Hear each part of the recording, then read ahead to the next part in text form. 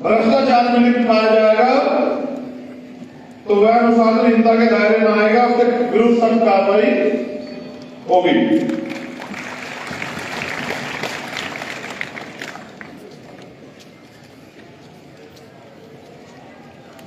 धन्यवाद। आपसे बात कर लेते हैं। दो सवाल हमारी साथियों ने मुझे दिए हैं जिसका जवाब आप मुझे दे दें तो मैं बिल्कुल दूंगा। उससे पहले मैं आपसे जानना चाहता हूं क्या बाबा साहब का सपना पूरा हो गया क्या?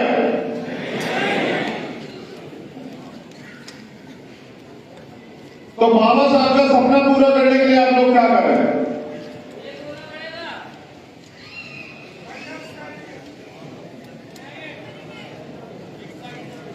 मैं आपको बस बता रहा हूं, आप लोग जानो, आपके काम आए,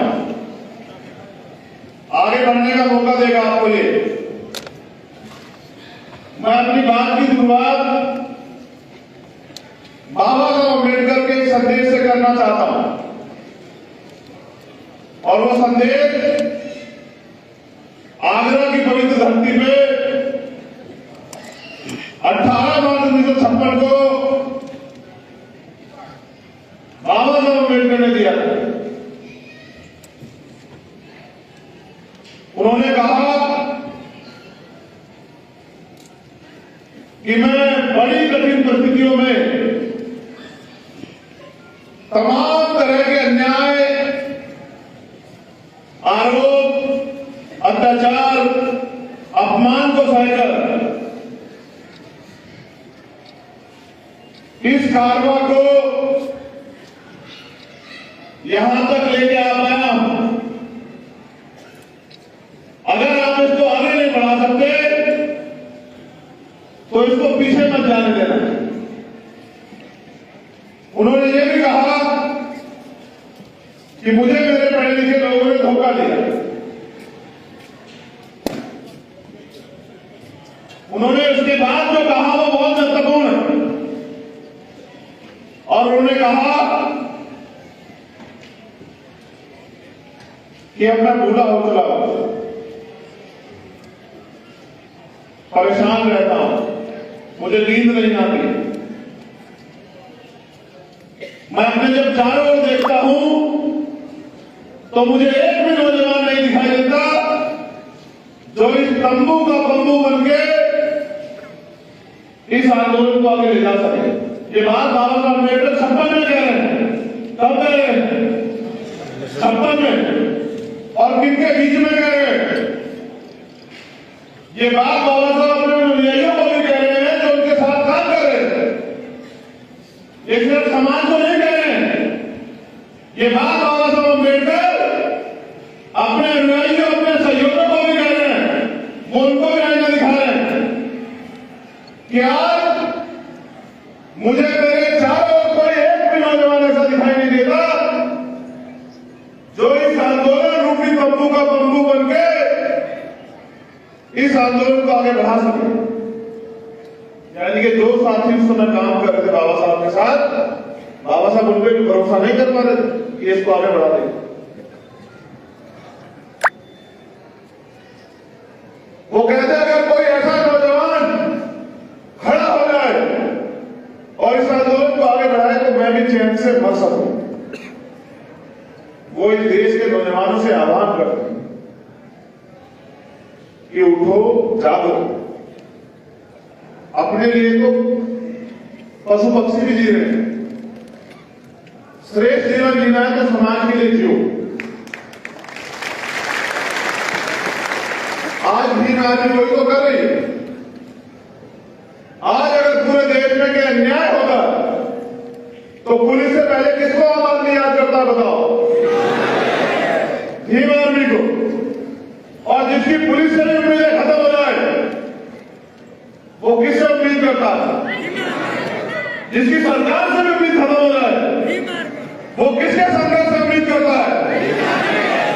और ये मेरी ताकत नहीं, ये मंच की ताकत नहीं, ये ताकत है उस कोने में वहां सामने बैठे कार्यकर्ता की जो न दिन देखता, न रात देखता, न सुबह देखता, न शाम देखता,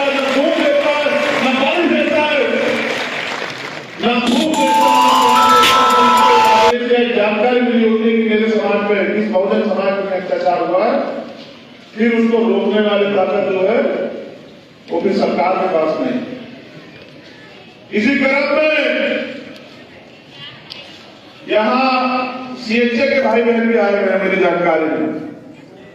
जो लोग राजस्थान सीएचए के जो भाई बहन हैं वो मेरे सामने वो भी आए हुए हैं और उन्होंने मुझसे कहा था कि भाई सरकार हमारी बात नहीं मान रही है, आपको हमारा साथ देना होगा। मैंने उनसे वादा किया था कि हमारा अधिवेशन खत्म हो जाने दो, इस राजस्थान सरकार की भी अगर ठीक करने का काम नहीं मारने के लोग करेंगे।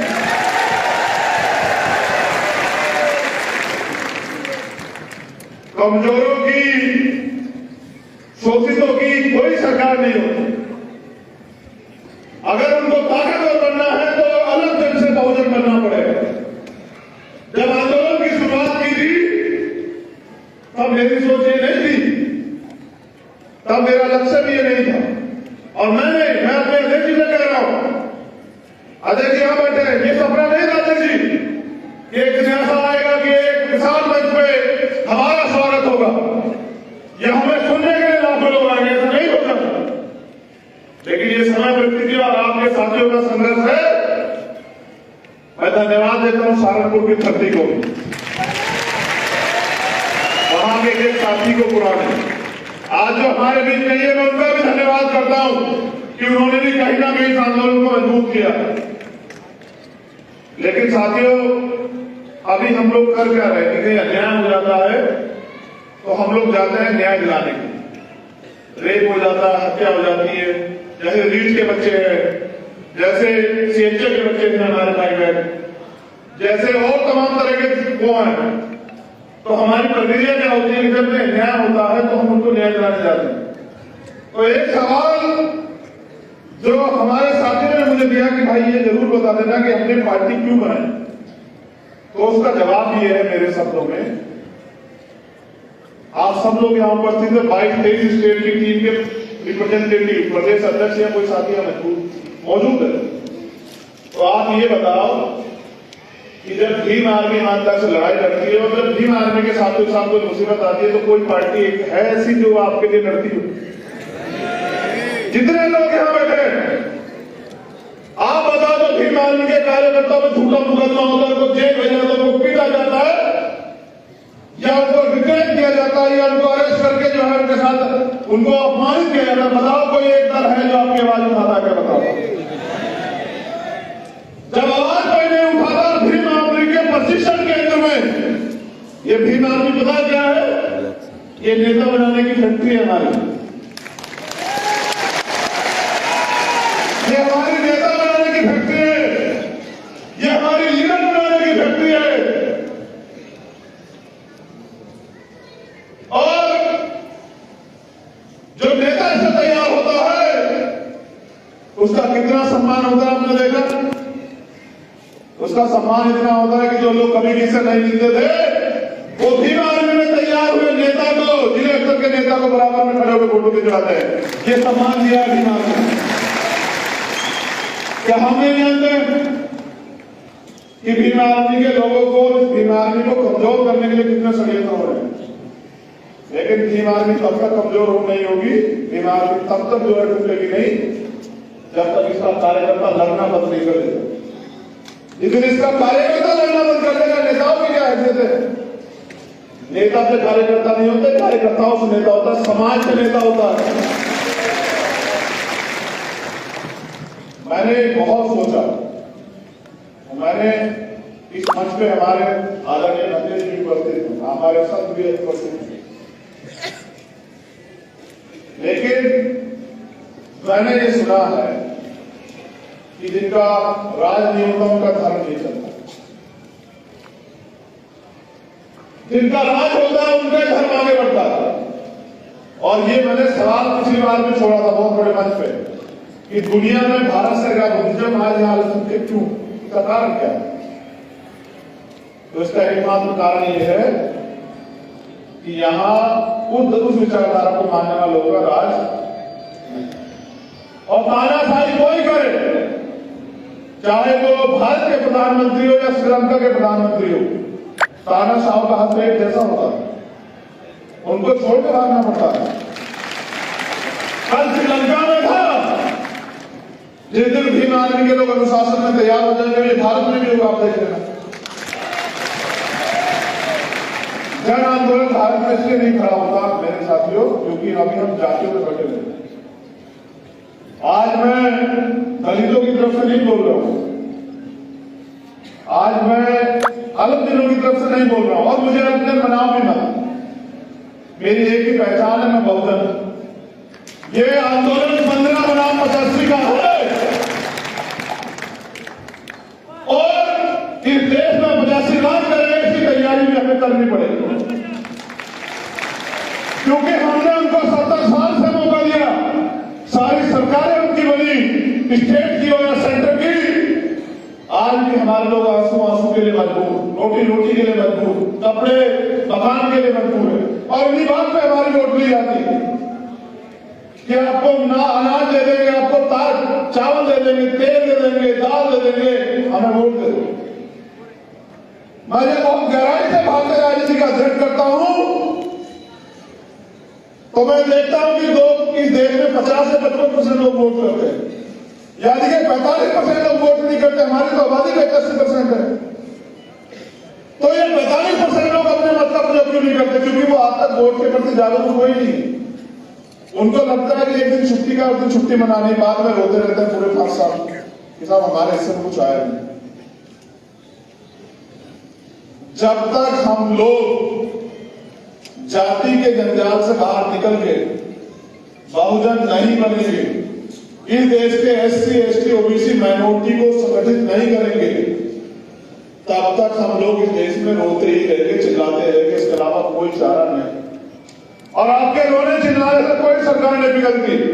इसका उदाहरण यहाँ CHA के बच्चे बैठे हैं, इसका उदाहरण उत्तर जहां शिक्षक भर्ती के बच्चे बैठे हैं कि वो रोए भी, चिल्लाए भी, पीटे भी, भूखे भी रहे, प्यासे भी रहे, लेकिन सरकार में दया नहीं है, क्योंकि सरकार का चरित्र एक होता है। ये हमने राजस्थान की सरकार से सीखा। मैं धन्यवाद देता हूं राजस्थान की सरकार का, उन्होंने हमारे हौसले और बुलंद किए।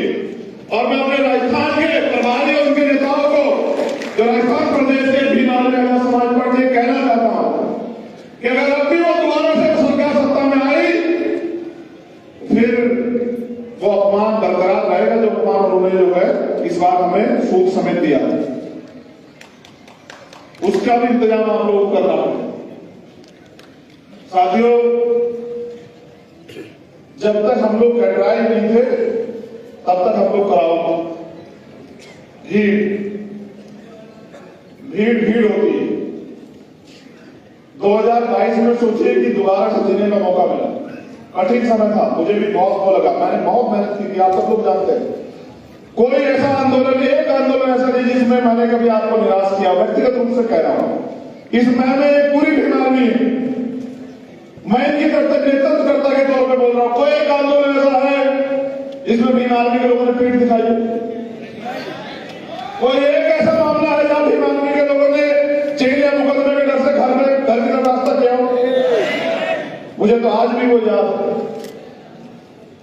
जब 5 मई का हादसा हुआ, फिर 9 मई का जो पूरी घटनाक्रम हुई, फिर उसके बाद 16 महीने एक दिन ये सोच के काटा जेल में, मैंने, मेरे भाइयों ने, भाई विनय दत्त सिंह जी, कमल भाई, मंजीत भाई और सारे साथी, ये सोच के काटा कि अगर मौका मिलेगा तो ये अन्याय किसी और के साथ ना हो, इसकी तैयारी हम लोग करेंगे।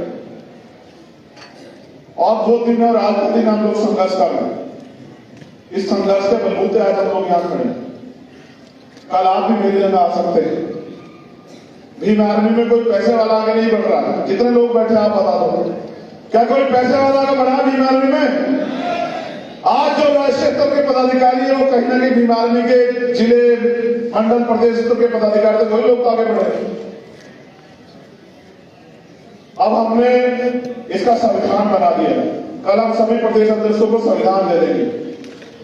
इसमें कार्यकाल तय होगा कि प्रदेश अध्यक्ष या राष्ट्रीय अध्यक्ष कितने समय के लिए रहेगा, वो पूरा हमने बना लिया। इसमें यही नहीं कि सिर्फ एक ही आदमी राष्ट्रीय अध्यक्ष रहेगा, उसके लिए एक पैमाना है, मेहनत करते रहिए, आगे बढ़ते रहिए। हो सकता है कि उस भीड़ में जो घटा व्यक्ति भी वही देश की आगे संगठन का रास्ते जाए। शर्त एक है कि पैमाना पैसा नहीं, आपका काम और आपका अनुशासन है। अगर आप काम अनुशासन को प्रायोरिटी ना देके किसी दूसरे रास्ते से घुसना चाहते हैं तो ये तब तक तो संभव नहीं जब तक मैं, और अभी मैं कहीं जाने वाला नहीं हूं, याद रखें। अभी तो लड़ाई शुरू हुई, अभी तो इसको अंतिम दौर में लेके जाना है, अभी तो हमें अपने पैरों पे खड़ा होना है, अभी तो शुरू हुआ। मैंने अपने ऊपर भी अनुशासन समिति, समन्वय समिति को रखा है कि अगर कल मैं भी कोई गलती करूं तो मेरे ऊपर भी कार्रवाई हो सके, क्योंकि अक्सर जिनको हम ताकत देते हैं वही लोग तानाशाह हो जाते हैं। इसलिए मैंने सारे डायरेक्शन और सारे दिशा निर्देश और मुझे भी चलाने की जो ताकत है, रणनीति बनाने की जो ताकत है, वो समन्वय समिति और अनुशासन समिति को दी कि कल कोई और डिक्टेटर्स ना पैदा हो जाए, वरना फिर कार्यकर्ता कभी आगे नहीं बढ़ सकता। हमने पिछली गलतियों से बहुत सीख ली और उस सीख के जरिए आज हमने सीखा है कि हमें कैडर को गांव तक लेके जाना पड़ेगा अगर इस देश में हमें राज्य व्यवस्था कायम करनी। क्योंकि एकमात्र सिद्धांत ये है, हमारे साथियों ने भी मुझे जागरूक कराया, अवगत कराया कि दुनिया में दो तरह की व्यवस्था जो है ना है। कितने तरह की व्यवस्था है? एक राज व्यवस्था और दूसरी समाज व्यवस्था। जिनका समाज व्यवस्था में कब्जा होता है, अधिकार होता है, वर्चस्व होता है, उन्हीं का राज व्यवस्था पे अधिकार है। तो हमें अपनी व्यवस्था को मजबूत करना पड़ेगा, और व्यवस्था को मजबूत कौन करेगा? नेता नहीं। अच्छा सोचो, मेरी तरफ भी देखो कि मैं कहां खड़ा हूं। अगर आप उससे कहो भाई मैं भी आपके राजमिस्त्री के रूप में, समझते कौन होता है राजमिस्त्री? हाँ वही। अगर आप ये समझो कि राजमिस्त्री सरिया, बजरी, सीमेंट, पानी, रेत अपने घर से लाए तो कैसे हो जाएगा भाई बताओ? क्या मकान बन सकता है? मकान तब बनेगा जब समाज उसकी व्यवस्था कराएगा। और मुझे कष्ट है, इतना काम करने के बाद हमारे सामने कहना पड़ा था कि डब्बों की तरफ देख लो, ये बड़ा दुखद है। लेकिन कोई बात नहीं, एक बड़ा वर्ग हमसे दूरी बनाए बैठा। मेरा उनको भी संदेश, जो समाज का बुद्धिजीवी वर्ग, कि हम लोग काम करने को तैयार है। आप पॉलिसी बनाने की जिम्मेदारी लीजिए, आपका अनुभव, हमारा संघर्ष मिलकर जो है देश में हम लोग राज्य व्यवस्था कायम करेंगे। आप बुनियाद नींव बन के जो है वो काम कीजिए, क्योंकि नींव जो होती है ना, नींव अगर वो ढकी रहे तो बहुत अच्छी, अगर नींव दिखने लगती है ना तो यानी कि बुनियाद अगर दिखने लग जाएगी तो जो निर्माण कार्य जो बन रहा है वो गिर जाएगा। इसलिए नींव को ना दिखे। जो हमारा कर्मचारी अधिकारी वर्ग है, मैं उनसे बात कह रहा हूं कि भाई अब आप भी अपनी जिम्मेदारी तैयार करो। आज दिल्ली में अधिवेशन बता रहा है कि हमने कमर कस ली है कि 2024 से पहले जो लक्ष्य मैं आपको दूंगा, टारगेट बना जो मैं आपको दूंगा, उसको पूरा करके हम हर कीमत पे यहां भारतीय जनता पार्टी को सरकार बनाने से रोकेंगे। क्योंकि भारतीय जनता पार्टी की सरकार ने एक एक करके हमारे सारे अधिकार वापस जो है छीन के और मनुस्मृति को देश में लागू करने का जो है मन बना रखा है। और वो रोज इस बात को, उनके धार्मिक गुरु, उनके सामाजिक लोग, वो लोग इस बात को कहते भी रहते हैं। इसलिए क्योंकि गुलामी नहीं सहनी है, इसलिए किन आर्मी की जिम्मेदारी बनती है कि जो किन आर्मी को काम दिया गया है वो उस काम को करें, और वो काम कैडर के माध्यम से हम लोग बता दे रहे हैं। आप टारगेट सुन लीजिए, मैं आपको टारगेट बता रहा हूं, नोट कर लीजिए सभी प्रदेश में, और कार्यकर्ता साथी भी नोट कर लें। इन टारगेट को पूरा करना है 2021 से 2022 तक, 22 से 23 तक। हम 2022 में 1 साल के अंदर टारगेट है, बताओ मदद करोगे नहीं करोगे? बताओ। जो जिम्मेदारी मिलेगी उसका पालन करोगे? नोट करो, ये टारगेट है हमारा 1 साल का। जब अगला राष्ट्रीय अधिवेशन होगा तो हम हिम्मत से कह सकते हैं कि हमने क्या किया। मैंने तो सोचा था कि आप आज हमारे प्रदेश अध्यक्ष बताएंगे कि मेरे दिन प्रदेश में 55 जिले मैंने जबरन में संगठन बना दिया, बहुत मजबूत संगठन, और मैंने 1000 से ज्यादा मामलों में न्याय खिलाफ लड़ाई करके न्याय दिलाया। लेकिन हमारे प्रदेश अध्यक्ष भी वही बात करते रहे कि हमने 1 मामले में न्याय दिलाया, 2 मामले बिना संगठन में संघर्ष हो ही नहीं सकता था।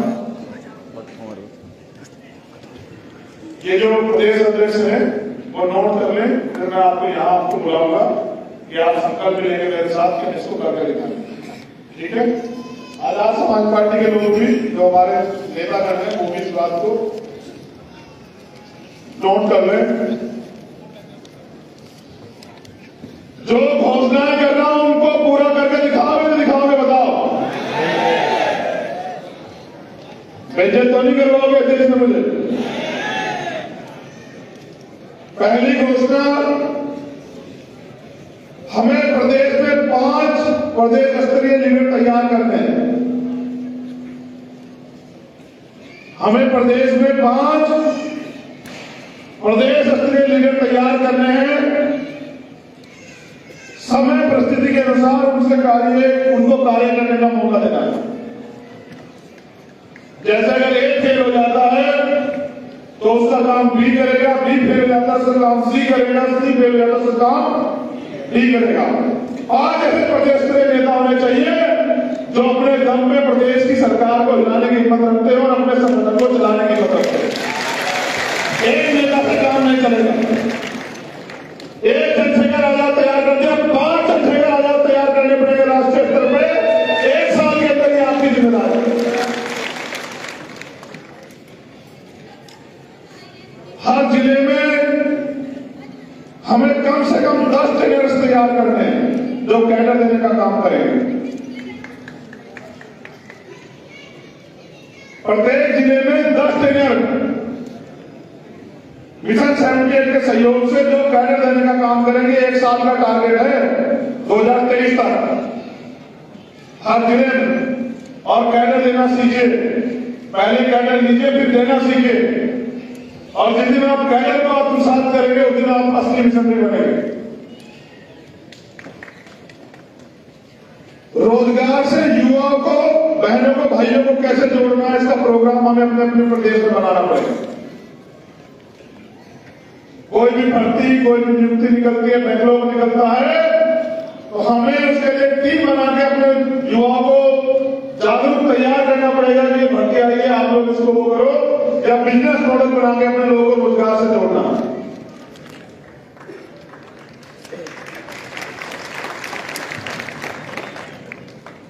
हमें दिल्ली में राष्ट्रीय कार्यालय और प्रदेशों में प्रदेश कार्यालय से 1 साल के अंदर तैयार करने, ये आप सब लोगों की जिम्मेदारी है, मेरी नहीं, आप सब लोगों की जिम्मेदारी है। एक राष्ट्रीय स्तर का कार्यालय और हर प्रदेश में प्रदेश कार्यालय जहां से पूरे प्रदेश के लोगों को संदेश जाए।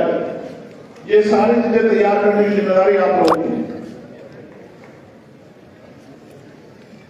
एक सबसे महत्वपूर्ण आंदोलन जो मैंने उड़ीसा से सीखा, मैं उड़ीसा की टीम को धन्यवाद देता हूं। हमें सभी प्रदेशों में टारगेट बना के जमीन का आंदोलन चलाना है। आप लोग नोट कर रहे हो? आप लोग फ्री नोट कर रहे हो भाई राष्ट्रीय करने के लिए लोग? आप यही लापरवाही कर रहे?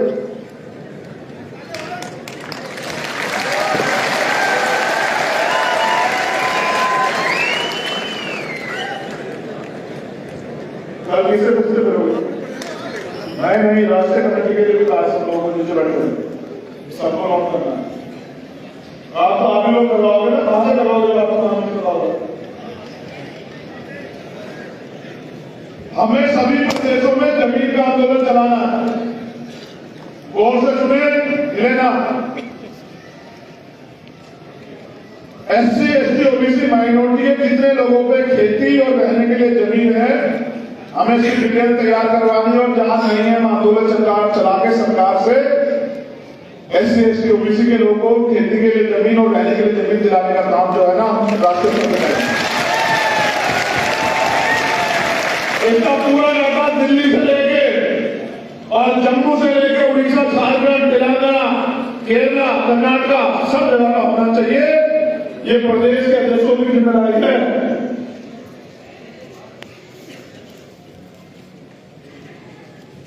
अब एक दिन इनका धन्यवाद रह गया था, मुझे मौका था कि जब वो मेरा नंबर आया तो उनका धन्यवाद होगा।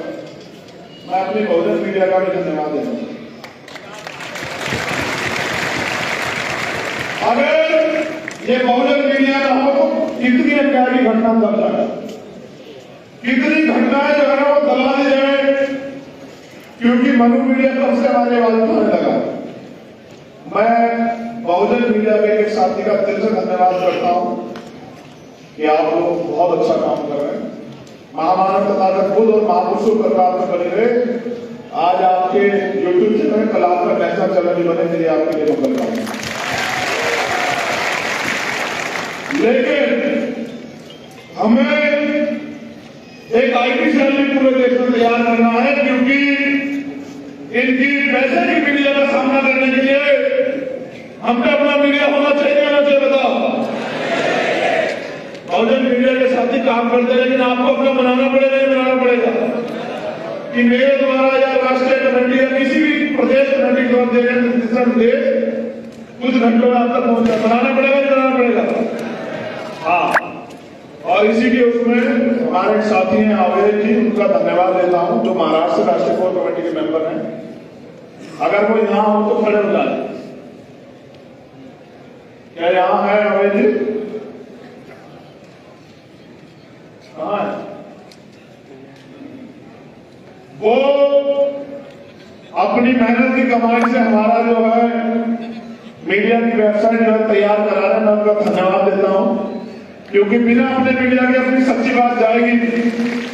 उस मीडिया में पूरे देश में आने वाले भी आदमी के आंदोलन संघर्षों को जो है ना जगह मिलेगी और समय समय में मेरे या और साथियों द्वारा कही गई बात आप तक पहुंचेगी। बहुत जल्द मैं उसका बहुत जिम्मेदारी से इनोवेशन करूंगा। मैं आपको सबको सूचना दूंगा बहुत जल्द उसकी। जो सबसे इंपोर्टेंट काम है भीम आर्मी के सामने होगा, हमें सभी प्रदेशों में युद्ध स्तर पर संकल्प लेकर 1 लाख पाठशाला 1 साल के अंदर खोलनी। 1 लाख भीम आर्मी पाठशाला हर स्टेट के अंदर युद्ध स्तर पर तैयारी करके जिला, विधानसभा, मंडल, तहसील के लोगों को जिम्मेदार देके 1 साल के अंदर 1 लाख पाठशाला पूरे भारत में हमें खोलनी है। टारगेट बना के हिमाचल में भी खोलनी है पाठशाला, क्योंकि मैंने आज ही अखबार में पढ़ा, एक दिल्ली की जो सरकार है जो कहती है कि बाबा साहब का भगत सिंह का फोटो लगाना है। मैंने पढ़ा पंजाब से जब न्यूज आई थी कि 2 लाख शेड्यूल कास्ट के बच्चे सिर्फ उन्होंने छात्रवृत्ति का पैसा नहीं दिया, उनको पढ़ाई छोड़नी पड़ी। ये जो है बाबा साहब की फोटो दिखा के हमारे वोट छीनने वालों का सच है। जो लोग बाबा साहब की फोटो दिखाकर कहते हैं कि हम बाबा साहब का आंदोलन चला रहे हैं, उनके सपनों का वो कर रहे हैं, उनको ये भी नहीं पता बाबा साहब के सपने क्या थे। इसलिए एजुकेशन के बिना, क्योंकि ज्ञान से जानकारी बढ़ेगी, जानकारी के बाद हम लोग सवाल करना सीखेंगे। तो 1 लाख पाठशाला खोलने कितने साथी मदद कराएंगे, हाथ में लेकर के बताओ।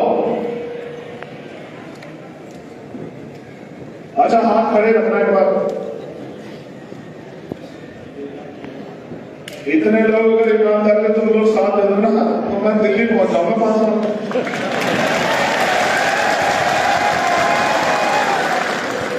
अगर इतने लोग ईमानदारी से तैयार होकर काम करें। आगे सुनो, हमें भी आर्मी स्टूडेंट फेडरेशन को सभी कॉलेज और यूनिवर्सिटी तक पहुंचाना है अपने अपने प्रदेश में। ये team army Azad Samaj party के साथियों की जिम्मेदारी है कि भीम आर्मी स्टूडेंट फेडरेशन क्योंकि कॉलेज विश्वविद्यालय में हम लोग घुस नहीं पाते, क्योंकि वो कहते हैं हमारा इंटरनल मामला है। और सबसे ज्यादा शोषण जिसका गवाह दिल्ली में है प्रोफेसर रतनलाल जी, और जिसकी गवाह लखनऊ में प्रोफेसर रविकांत जी, जो अपमान उन्होंने सहा वो इसलिए सहा क्योंकि वहां भीम आर्मी स्टूडेंट फेडरेशन नहीं। इस दिन भीम आर्मी स्टूडेंट फेडरेशन का योद्धा यूनिवर्सिटी कॉलेज में होगा, किसी की मरवाने की हिम्मत नहीं होगी कि किसी अधिकारी कर्मचारी, किसी अध्यापक और किसी बहुजन समाज के बच्चे का अपमान कर सके या उसको हम अभी भी कई लोग जो लोग होने कगार में हमें इसे बंद करना पड़ेगा। उसका तरीका है कि भीम स्टूडेंट फेडरेशन हर कॉलेज और यूनिवर्सिटी तक पहुंचे। ये आप सबकी जिम्मेदारी है। एक महत्वपूर्ण काम मिशन